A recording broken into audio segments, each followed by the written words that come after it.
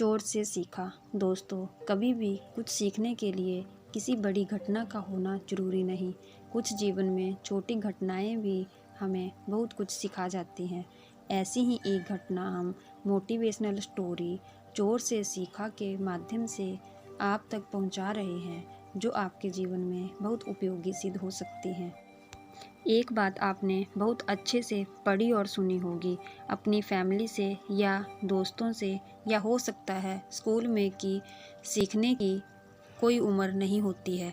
जब कभी भी कहीं भी कोई नई चीज़ सीखने को मिल रही हो, इस दुनिया का नियम कहता है सीख लो। वैसे तो एक इंसान जब से पैदा होता है तब से और जब तक वो मरता है, रोज़ाना कुछ ना कुछ अपनी लाइफ में अपने अंदर सेल्फ इम्प्रूवमेंट करता रहता है और ज़िंदगी में हर पल में एक अलग एहसास करता है। जैसे मरते हुए आदमी को भी एक अलग अनुभव होता है। आइए आज आपको एक ऐसी कहानी बताने जा रहे हैं जिसे सुनकर आपके अपने अंदर एक पॉजिटिव ऊर्जा का एहसास होगा। हम बात कर रहे हैं कुछ सीखने की। एक संत थे जो आत्मज्ञान शिक्षा के लिए भ्रमण कर रहे थे। चलते चलते रास्ते में रात हो जाने के कारण एक सराय में ठहरने के लिए जगह मांगी।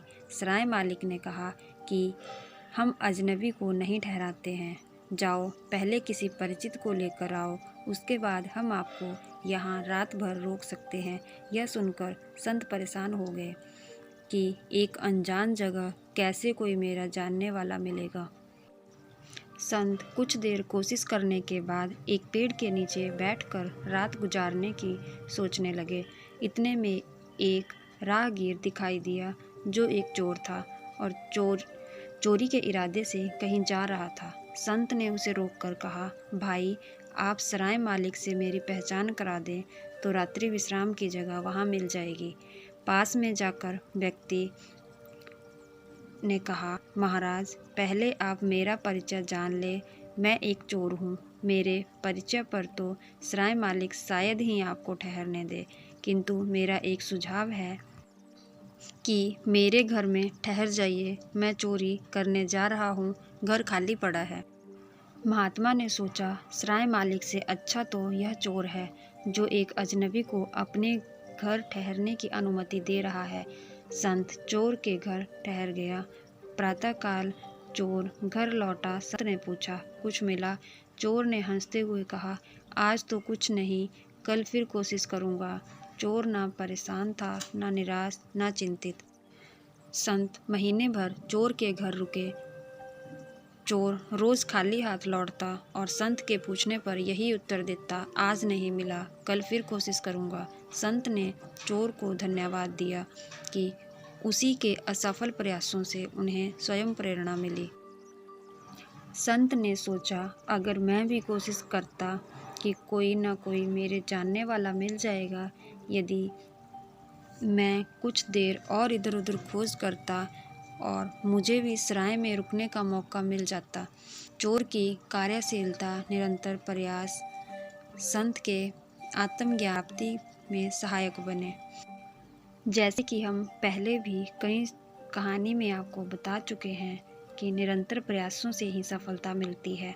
अगर जैक मा ने प्रयास ना किए होते तो आज अली बाबा ग्रुप नहीं होता, और अगर थॉमस एडिसन ने प्रयास ना किए होते, हम अपने घर में कभी बल्ब की रोशनी नहीं पा सकते थे।